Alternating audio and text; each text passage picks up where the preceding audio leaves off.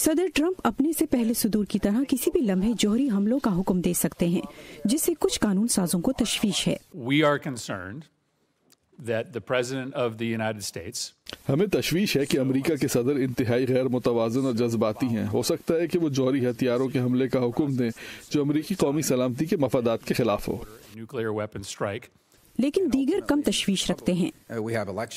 ہم نے انتخابات کرائے۔ ایک چیز جو امریکی صدر کے انتخاب کے وقت ووٹرز کے زیر غور ہوتی ہے وہ یہ کہ کیا وہ اس شخصیت پر نیوکلیر ہتھیاروں کے استعمال کے حوالے سے بھروسہ کر سکتے ہیں یا نہیں۔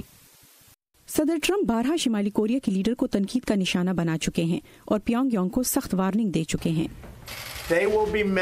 وہ آگ کے شعلوں اور تیش کے نظر ہوں گے جسے دنیا نے پہلے کبھی نہیں دیکھا ہوگا۔ بہت سے امریکی میری طرح اس خدشے کا شکار ہیں کہ صدر کے خطرناک الفاظ ایک جوہری حقیقت میں بدل سکتے ہیں۔ نیوکلیر ہتھیاروں کے استعمال کے موجودہ نظام کے مطابق امریکہ پر کسی نیوکلیر حملے کی صورت میں صدر کے جوہری حکم نامے کی فوری تعمیل کو یقینی بنایا جائے گا، لیکن اس صورت میں کیا ہوگا جب صدر شمالی کوریا جیسے دشمن کے خلاف پیشگی حملے کا حکم دیں؟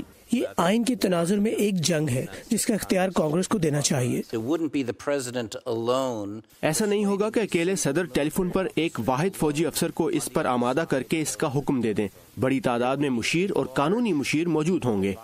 ایسی یقین دہانیوں کے باوجود ڈیموکریٹس نے ایک بل تیار کیا ہے کہ صدر کو پہلے جوہری حملے کا حکم دینے سے پہلے کانگریس سے ڈکلیریشن آف وار حاصل کرنا ہوگا۔ تاہم ریپبلکنز نے خدشہ ظاہر کیا ہے کہ اس سے عالمی سطح پر امریکہ کی جوہری مزاحمت کی صلاحیت سے متعلق شکوک و شبہات پیدا ہو سکتے ہیں۔